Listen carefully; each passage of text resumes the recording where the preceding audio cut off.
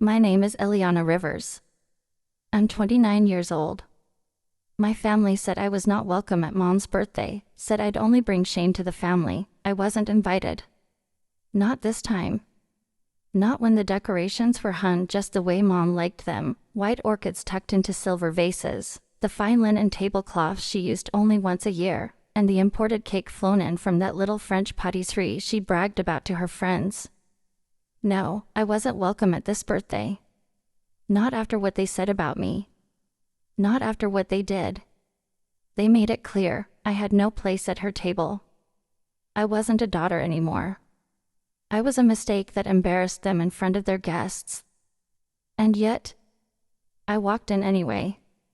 The maitre d' barely recognized me. I saw it in his eyes, the flicker of confusion that quickly turned to practiced politeness. The room was full, every table buzzing with familiar laughter, the kind that used to make me ache with longing. The kind that belonged to people who once claimed they loved me. I didn't flinch. I didn't pause. My heels clicked across the marble floor like a metronome, counting down the seconds until the silence hit. It started at table 7. A gasp. Then forks paused midair. Conversations trailed off like someone had pressed mute on the entire restaurant. And there she was, my mother, dressed in pearls, raising her champagne flute, mid-toast. Her lips parted when she saw me, but no words came out. She wasn't expecting me. None of them were. And that's when I saw him. Seated at her right side, looking like he belonged there, in a dark navy suit and a face that tried too hard to stay neutral. But it cracked. Oh, it cracked beautifully. The glass in his hand trembled ever so slightly before he set it down. His eyes met mine. And he froze. My smile was polite. My dress, sleek, black, intentional. My entrance, calm. But my presence? It was a loaded gun. He hadn't seen me in months. Not since that night. Not since I turned everything upside down. And now, here he was, my mother's new business partner, apparently, looking like he'd seen a ghost walk into the birthday dinner he helped plan. The irony tasted sweeter than the champagne I sipped. I kept walking, slow and composed, every step echoing like a heartbeat. The entire table watched me, my older sister gripping her husband's arm, my brother whispering something to his girlfriend. Dad's jaw tightened. And Mom, she blinked, as if trying to place who I was. But I didn't stop to greet them. I didn't even look at her. I stopped at his side, at his chair. Leaned in, close enough for only him to hear. "Did you tell her?" I whispered. "Or are we still keeping secrets?" He didn't respond. His throat bobbed as he swallowed, but his voice was gone. His face had turned pale, almost gray under the soft lighting. I straightened. My eyes scanned the table once more. I wanted to laugh. They had no idea what was going on, but they could feel it. The tension. The shift in the air. The power dynamic snapping. I turned. And without saying another word, I walked to the bar. No scene. No drama. Just silence, and the weight of my return pressing down on every single one of them. But if you're wondering why he froze, why his lips wouldn't move, let me take you back.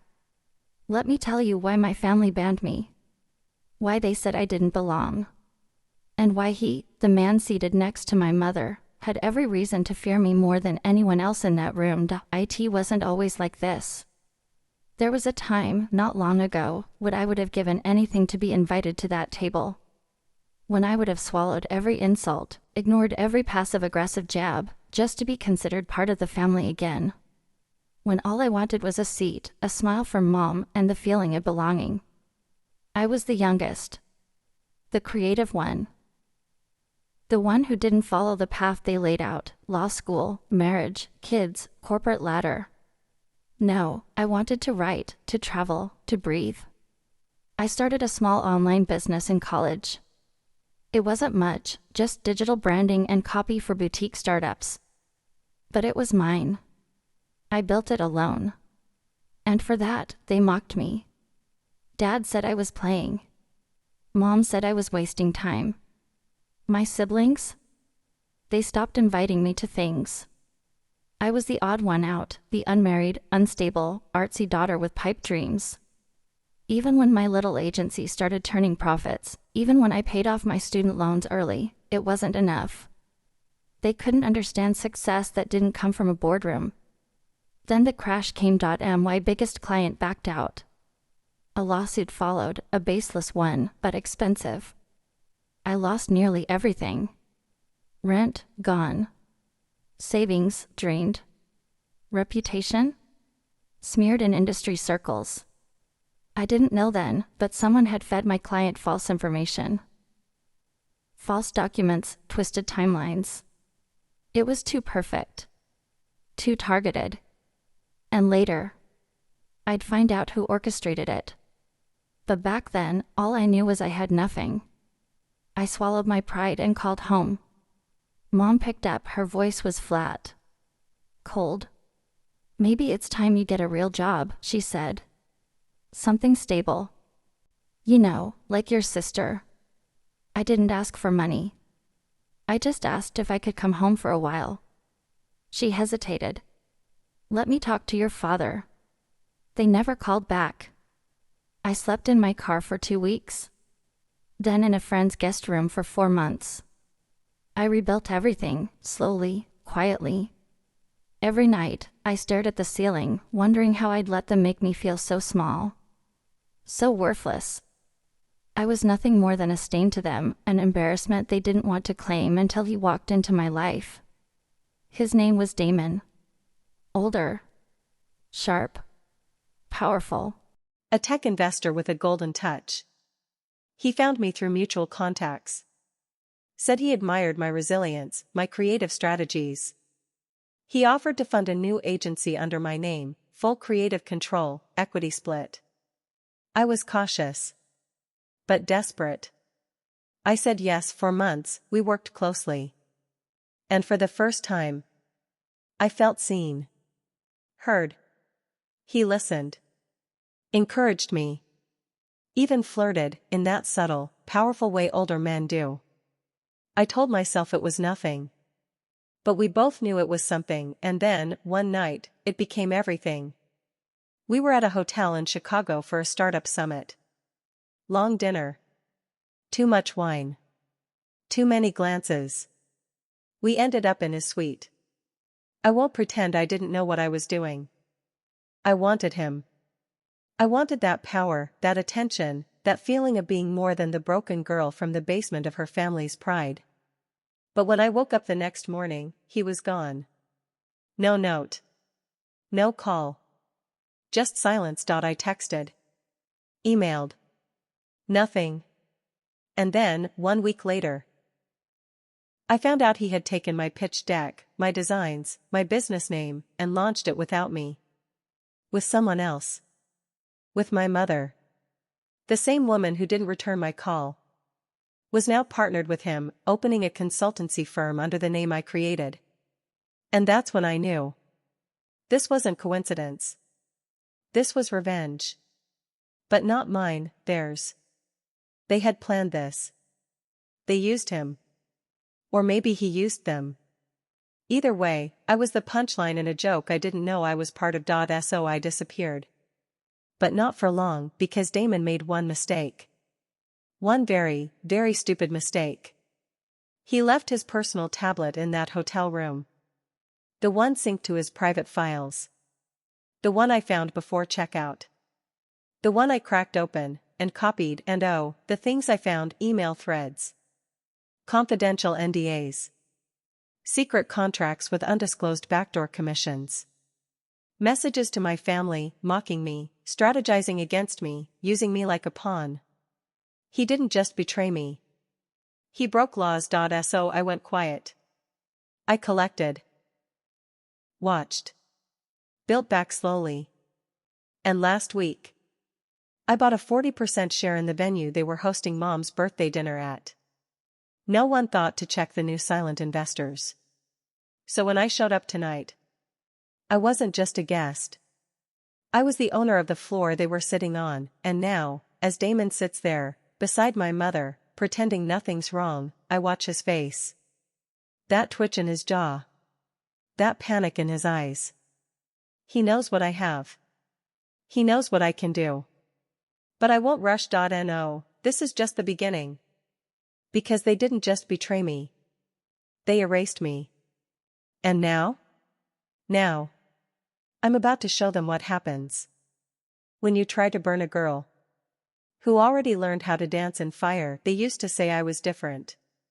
Not in a loving, affectionate way, but in that sharp-edged, whispered tone families use when they want to sound polite while cutting you down.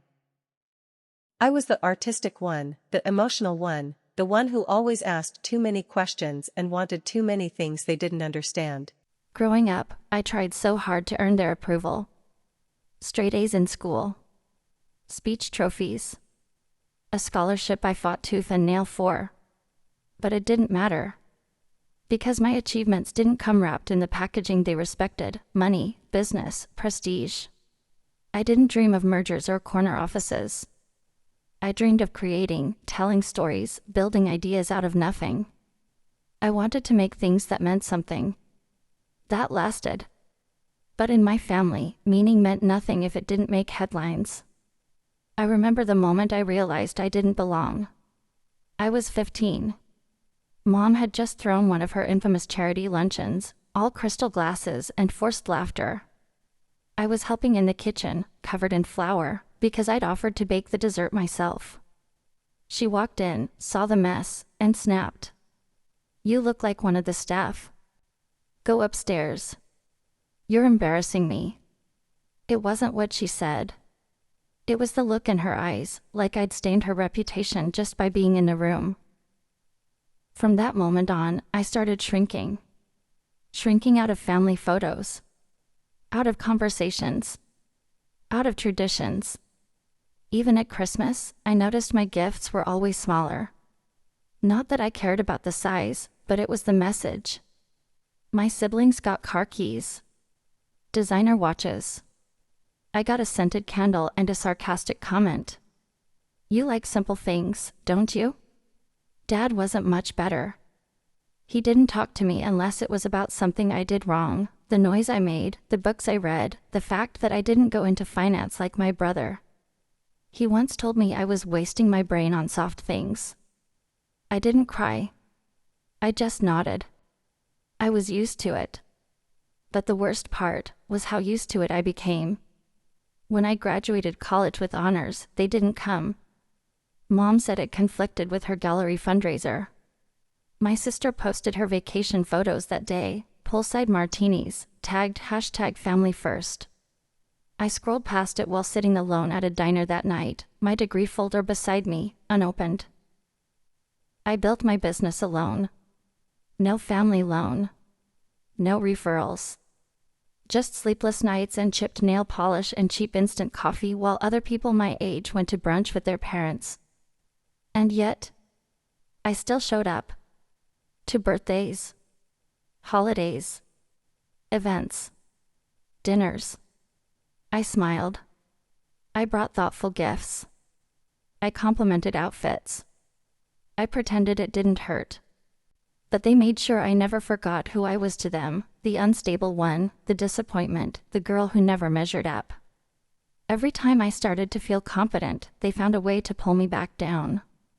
Even success didn't change anything. When my company hit 6 figures in revenue for the first time, I shared the news at a family dinner.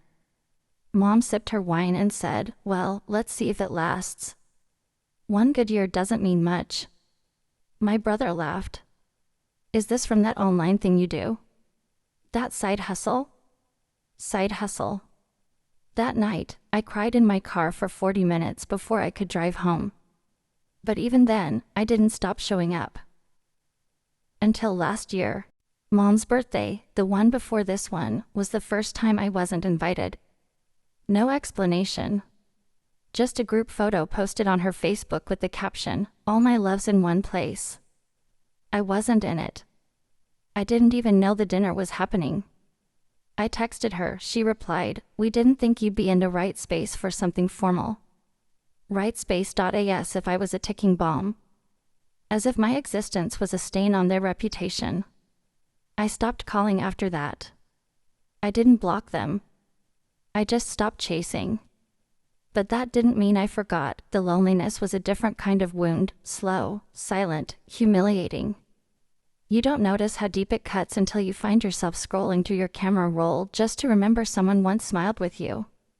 I threw myself into work. I started again. Hustled. Refused to fall apart just because they did what they always do, reminded me I wasn't one of them. But it still stung. Even when I met Damon, I didn't let myself get too close. I didn't trust easily anymore. But he was different, or so I thought. He said all the right things. He called me brilliant. Said I was the kind of woman he respected, the ones who survived storms and still stood tall. He asked me once why I didn't talk about my family. I shrugged. Nothing worth repeating. He laughed. Said he understood. Looking back now, I wonder if that was the moment it all clicked for him, the moment he realized I had no backup. No net. No one to call. Which meant I was the perfect target. He played me beautifully. Flawlessly. Built me up. Used my ideas. Took my trust. And then vanished.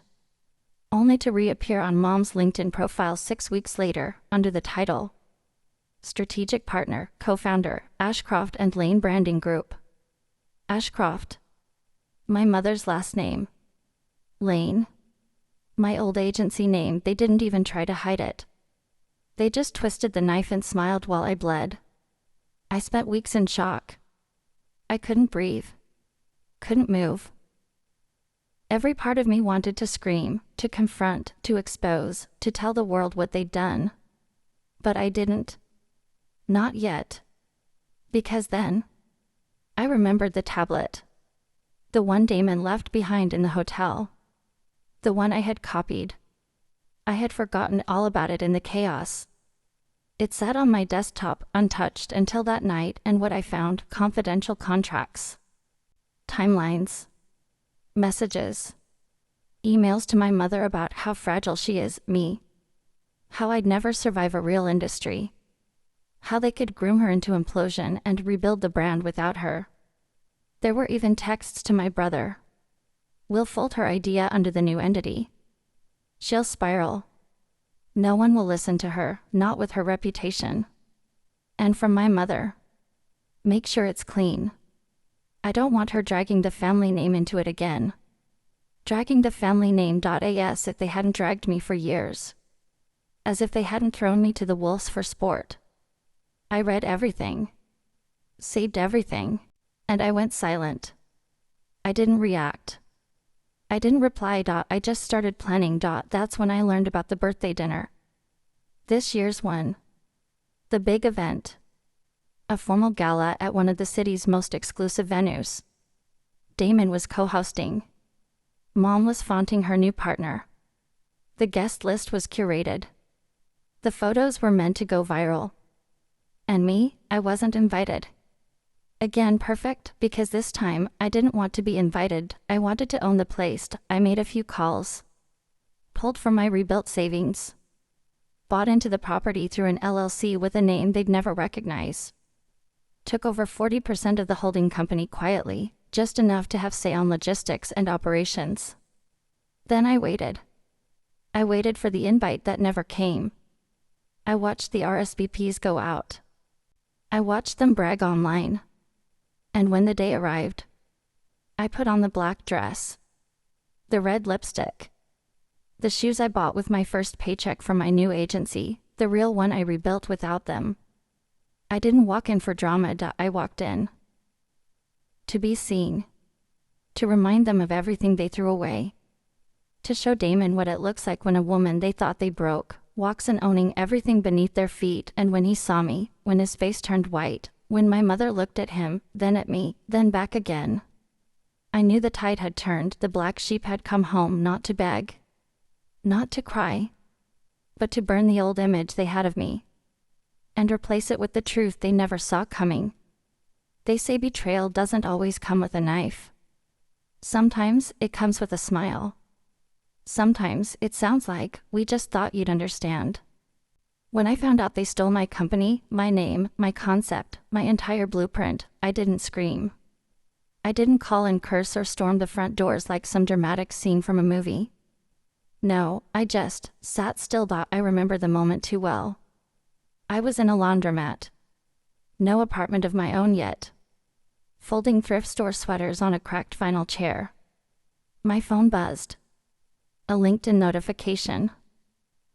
And there it was. Ashcroft and Lane Branding Group. Their new website. Their vision. My vision.my graphics. My words. Even my mission statement, lifted word for word from the deck I sent Damon 5 months earlier. I stared at the screen until the letters blurred, and the worst part. They'd used a photo of her, my mother, holding a coffee cup at a whiteboard like she was the creative visionary. And there he was, standing behind her. Damon. Smiling.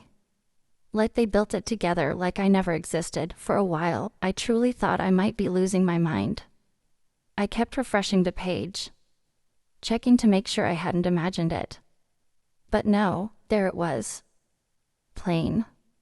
Brutal. I even recognized the color codes in their brand palette. I created them during a 2 a.m. brainstorm session over video calls with Damon when we still laughed like we were a team. I walked home that night in the rain. No umbrella. No coat. Just soaked memories and a heart too heavy to hold. I wanted to disappear. And for a while. I did. I deactivated my social accounts. Stopped answering texts. The little circle of friends I had tried reaching out, but how do you explain this kind of pain? That your own family orchestrated your erasure, because this wasn't just Damon's betrayal. This was calculated. Deliberate. My family was in on it, and when I looked back, I saw the signs. My brother's offhand comments. My sister's sudden silence when I mentioned the agency. Mom's cold responses, the way she always said, "You're so emotional," when I questioned her distance. They had known. They had been planning it for months. And I had been playing right into it. When I finally gathered enough nerve to call my mother, I didn't expect an apology. But I never expected indifference. "Sweetheart," she said, her tone so calm it felt cruel. "You don't have the infrastructure for something that size. You should be proud your idea inspired something real." Inspired? I laughed. Not because it was funny. Because it was surreal. They stole everything and called it inspiration. I asked her why she didn't tell me. She sighed. "We didn't want to hurt you. And frankly, Damon thought you weren't stable enough to handle pressure." There it was. The final punch. The nail in the coffin they'd built for me together, not stable. As if grief was instability. As if ambition outside their box was madness. As if feeling deeply meant I couldn't succeed. That night, I packed what little I had and left the friend's guest room I'd been sleeping in. I couldn't face anyone. I couldn't fake smiles. I couldn't keep pretending I was okay. For the first time in my life, I didn't want to survive. I wanted to stop. Just stop everything. I remember walking to the edge of the overpass. I won't lie. I thought about it. Just for a moment. Would they care? Would they regret it? But something stopped me. A sound. Not a voice. Not divine intervention. Just the sound of a car horn far below, distant and sharp. Reality, it reminded me I wasn't done yet. That as much as they tried to break me, I still had one thing left. Truth, and truth, when wielded properly, can cut deeper than any lie. So I turned around.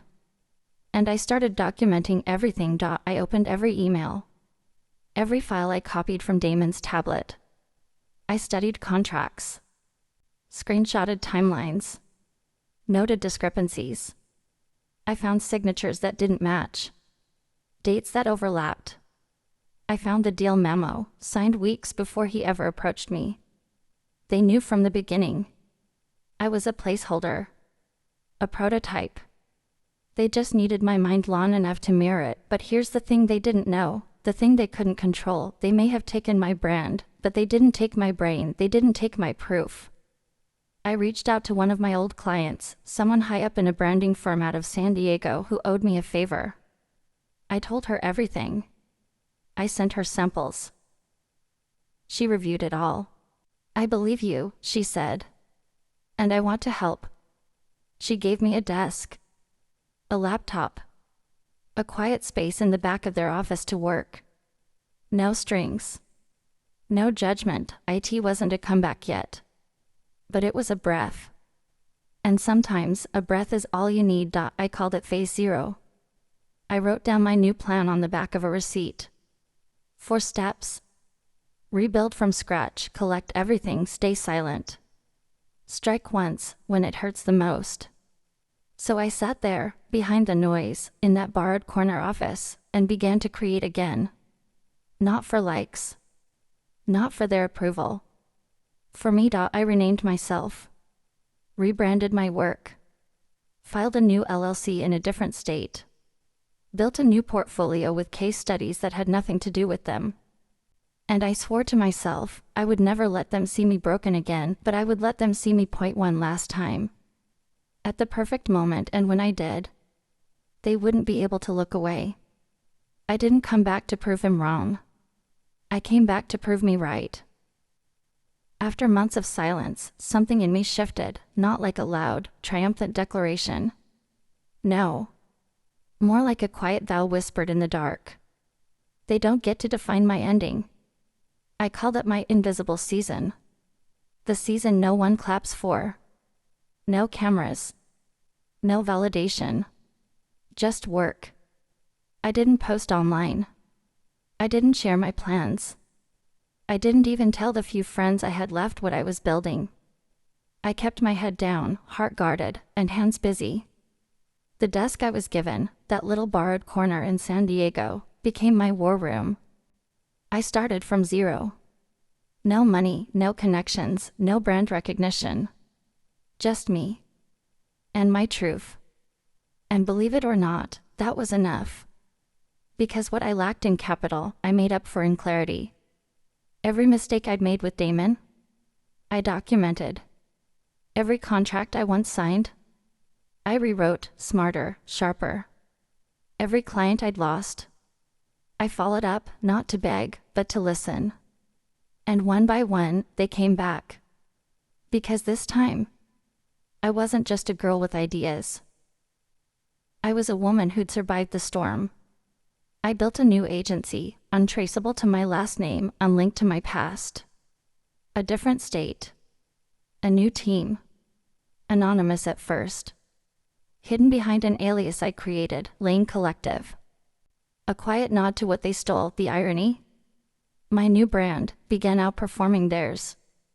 In SEO. In conversions. In referrals. They had the spotlight, but I had substance. It started small. 1 contract. Then 2. Then a startup in Austin that tripled their revenue under my rebrand. Then a political campaign. Then a Fortune 500 consultation they thought they had locked in, only to lose it to me. Of course, they didn't know it was me. Not yet.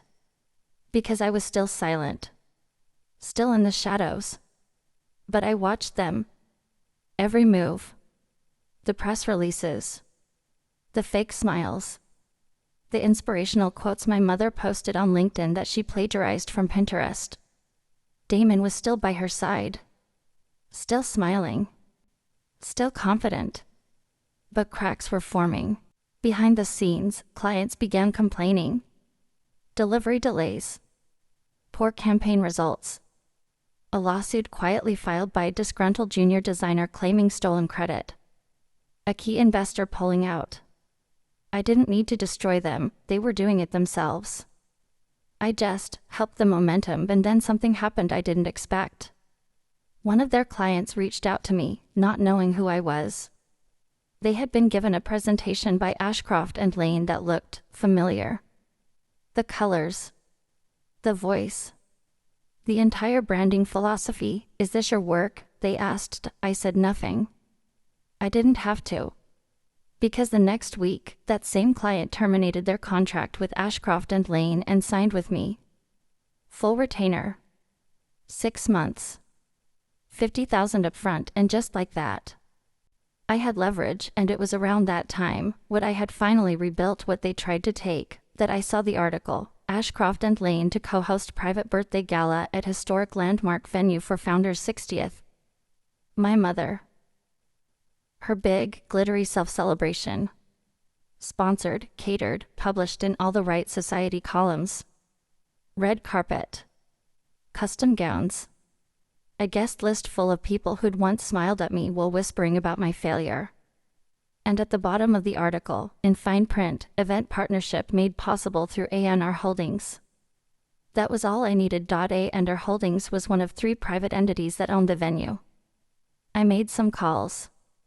One silent buyout later, and I now owned 40% of the place where my family was about to publicly celebrate my disappearance, and just like that, the girl they erased had become the floor beneath their feet. I didn't tell anyone. Not even the staff. But I did make one call, to the head of event operations. A quiet change to the VIP guest list. One name added, under a different title. No red flags. And then, I waited. I bought a dress. Black. Sleek. Deliberate. The kind of dress they'd never have let me wear growing up, too bold, too attention-seeking. I wore red lipstick. I tied my hair up with a gold pin my grandmother once gave me, the only person in that family who ever looked at me with pride. I arrived early. Walked past the valet without a word. The doorman opened the entrance like I belonged there. Because I did. More than anyone in that room, and when I stepped inside, I felt it, not nerves. Not fear, just calm. It was poetic. To walk into the very room where they celebrated my absence, owning the walls, the lighting, the floors. To walk past people who didn't recognize me, but who would, soon. To make my way to the bar, calmly ordering a drink, watching the stage being set, and then they walked in. One by one. My brother, in his tailored suit. My sister, clinging to her second husband. My father, ever stoic, scanning the room like he owned it, and then her. My mother, in a custom white silk dress, smiling like nothing ever broke her. She waved to guests, kissed cheeks, greeted cameras. And beside her, Damon, still smug, still confident, still unaware until I walked out of the shadows. I didn't say a word at first. I didn't need to. It started the way I always imagined. With silence. A gasp. A stutter. A broken toast. Then Damon saw me. And his world stopped. His hand froze on the champagne glass. His face paled. He turned, slowly, toward my mother. She followed his gaze. And when her eyes landed on me, she didn't recognize me at first, but I saw the moment it clicked. Her smile faltered. Her posture stiffened. Her mask slipped. I didn't walk toward them. Not yet. I walked past. Slowly. Calmly. To the stage. And then, just before the speech was about to begin, I handed the event host a note. Pre-approved. Subtly included in the run-of show packet I'd sent under the LLC.1 sentence. Tonight's event is brought to you in part by Silent Partner, Lane Collective, led by creative director Eliana Rivers. And when the name echoed over the speakers, Damon's face turned to stone. Because he knew, and my mother? She didn't even look at me, she looked at him, because she finally realized he hadn't told her everything. They underestimated me, they erased me, but I came back, bigger, quieter, smarter. They built a platform on my back. But tonight, I stood above it, not to destroy them. Not yet, but to let them feel it, that creeping realization that everything they thought was theirs was never safe. I didn't plan on speaking. I wasn't there to make a scene. But sometimes, the fire you tried so hard to keep inside burns through everything, and everyone that tried to smother it. After the MC read my name, Lane Collective, led by creative director Eliana Rivers, I didn't expect applause. But I didn't expect the silence to hit that hard either. It was deafening. Glasses paused midair. People whispered. Heads turned. Faces shifted from confused, to stunned, to terrified.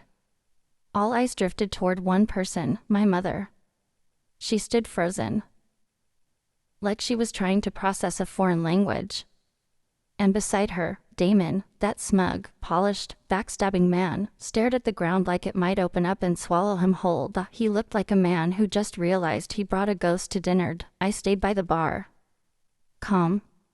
I didn't flinch. I didn't blink, but inside, I was fire burning with every word they ever used to humiliate me. Every cold shoulder. Every stolen dollar. Every moment they laughed behind my back. Every time I begged to be seen. Tonight, they would see me. The host cleared his throat. Ms. Rivers, would you like to say a few words? I hadn't planned it. But my legs moved anyway. Every step to that microphone felt like rewriting a decade. By the time I reached the center of the stage, every heartbeat in that room belonged to me. I took the mic, looked out at the crowd, and I smiled. Good evening. Some of you may not know me, but most of you do, even if you pretend not to. A few nervous chuckles. A ripple of shifting chairs. I wasn't invited to tonight's event. In fact, I'd been intentionally excluded from this family's celebrations for years. But I was here anyway. Because I now own 40% of this venue. So technically, I paused, let the silence thicken. You're all sitting on my floor. Laughter broke out from the back, the kind of laughter that wasn't sure if it was allowed. But my mother, she wasn't laughing. She was pale. Unmoving. Rage flickering behind a pro-covered mask, and Damon, he looked like he'd aged 10 years in 10 minutes. I was told I was too emotional. Too unstable. Too ambitious. That I didn't have what it takes to succeed. So they took everything I built and tried to make it theirs. I looked directly at Damon now, Mr. Foster here. Damon lied to me. Used me. Slept with me. Then disappeared with my company's intellectual property and relaunched it under a new name, partnered with my mother. Gasps. Audible ones. People sat straighter. Even the waiters stopped pouring. But here's the thing about stealing from someone like me. You may take what's on the table, but you'll never touch what's inside my head. I tapped the mic once, and Damon. I looked him dead in the eyes. I have every contract. Every message. Every deleted file. Every illegal move. Including a deal memo dated before you ever approached me, proving this entire thing was premeditated. He didn't blink. He just clenched his jaw. But don't worry. I'm not filing yet. Not today. Now I turn to my mother. Because today's not about courtrooms. It's about truth. It's about returning home, not as a daughter begging for love, but as the woman you never saw coming. Her eyes welled, not with remorse. With shame, the kind of shame only truth can deliver. I sat in silence while you all erased me. While you turned my name into a whisper. But I rebuilt. And while you were playing Empire. I stepped forward, voice steady, eyes cold, I became the Empire. Silence, not a soul moved. Not a camera blinked, and then I dropped the final blow. Effective today, Lane Collective has secured exclusive branding rights for 4 of your largest competitors. I'm also partnering with the same investor who just pulled out of Ashcroft and Lane's Series A. Check your inbox. Damon pulled out his phone. I saw the email hit. His hand dropped like stone. I nodded once. Calm, then walked off the stage. I didn't wait for applause. I didn't need it. I walked past my family, their mouths open, their carefully painted masks cracked wide. I stopped just long enough to whisper to my mother. You should have picked your daughter, not your pride. Then I turned to Damon. Leaned in, and you? You should have changed your passwords. And I walked out. I didn't look back. Because I wasn't going that way anymore. They didn't chase me. They didn't call my name. They just watched. As I walked through those golden double doors, the ones I used to stare at as a little girl, always waiting for someone to say, "Come in. You're welcome here." But no one ever did. So this time, I walked out on my terms, and for the first time in my life, I didn't feel like I was leaving anything behind. I remember the night air, how it didn't feel cold, even though it should have. I remember the sound of my heels on the stone walkway, deliberate, unbothered. And I remember the weight on my shoulders was finally gone. I stood outside the building and looked up one last time. My name wasn't on the signs. Not on the banners. Not on the walls. But they knew. Oh, they knew. Inside, my mother's empire was unraveling in real time. People whispering. Investors texting lawyers. Damon pacing. My sister yelling. My father, the silent king, suddenly looked small in his throne. I didn't need to stay to watch them fall, because the best revenge is never showing them the tears. Only the exit. Over the next 3 weeks, I watched from a distance. Ashcroft and Lane lost 4 major clients. Damon stepped down for personal reasons. My mother released a statement. Cold. Controlled. Still pretending. But the industry? They remembered me. The woman they thought they buried, and suddenly, everyone wanted a piece of the girl who rose in silence and struck in full view. I got offers. Deals. Speaking invitations. I turned most of them down. Because what I needed wasn't fame. It was freedom. I moved into a small beach house 2 hours from the city. No gold trim. No staff. Just quiet. Just peace. And every morning, I opened the sliding glass doors, brewed my coffee, and walked barefoot across the wood floors, remembering the girl who once slept in someone else's guest room with nothing but a duffel bag of dreams. She made it, but the story doesn't end there. One morning, I got a letter. Handwritten. Elegant cursive. From my grandmother's old friend. The one who used to knit in the corner at parties, the one no one really talked to. She had seen the headlines. She knew what happened. And inside the envelope, she included something that stopped my breath. A photograph. It was me, 7 years old, standing on a small stage in the backyard reading a poem I wrote, and behind me, my mother, not clapping.